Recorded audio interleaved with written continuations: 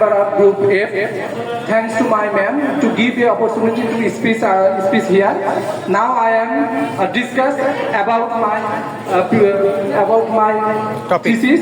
My thesis topic name is PCRs and its application. Please, no explanation. Please speak something about your topic.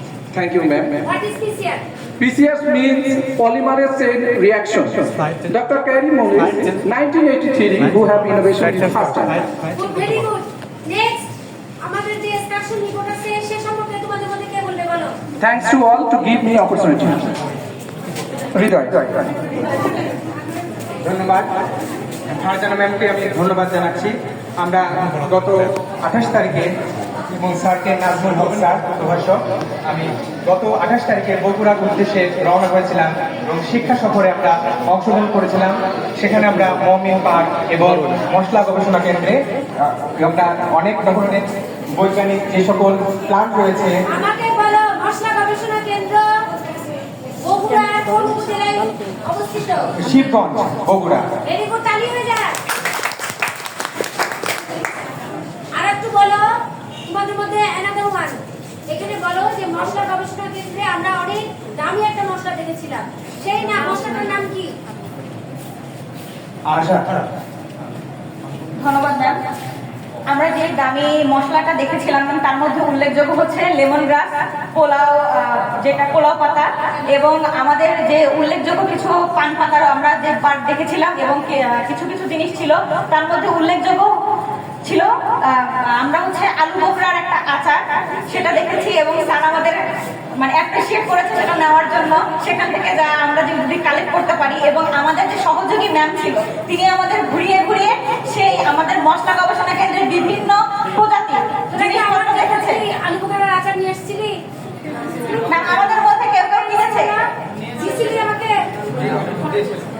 আচ্ছা,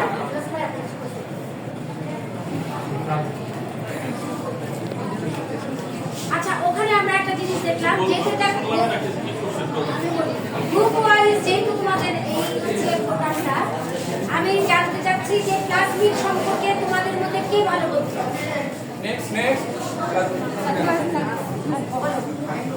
thank you ma'am.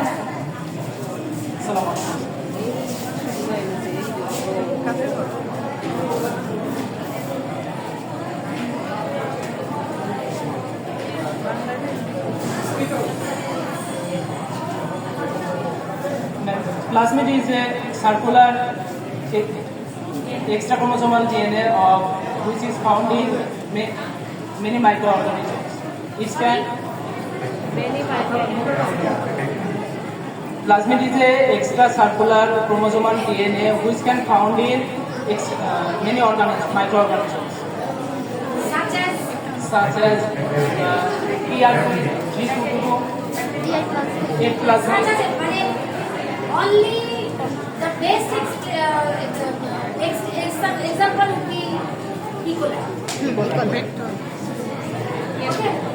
আচ্ছা, আর হচ্ছে someone তোমাদের মধ্যে থেকে বলো যে প্লাস্টিকে তুমি পারবা, তোমাকে আমি নিচ্ছি না, তোমাদের মধ্যে গ্রুপ ইয়া কিন্তু সবাইকে আসতে হবে।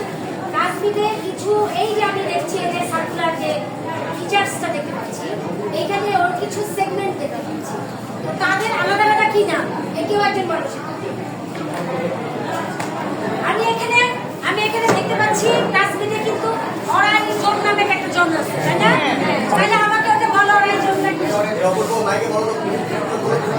বলো। পিছনে একটু চুপ করেন প্লিজ, চুপ করেন প্লিজ। পেছনে পেছনে আপনারা মাস্টার্স কমপ্লিট করে ফেলছেন, প্লিজ।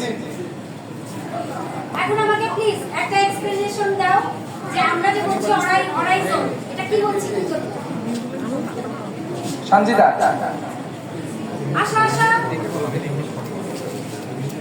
ভিতরে পড়ে নিতে ওইখানে। Assalamu alaikum. Every plasmid has certain essential elements. These are as follows: origin or birth location. This refers to a specific location in the stem. where the replication process begins. In আমরা বাংলায় plasmid, বলি তো দেখি প্লাস্টিকের যে অরাই জোনটা এটা কি কাজে লাগে আমাদের কি করতে হয় নির্দিষ্ট রেপ্লিকেশন কাজ যেখানে রেপ্লিকেশনের সাহায্যে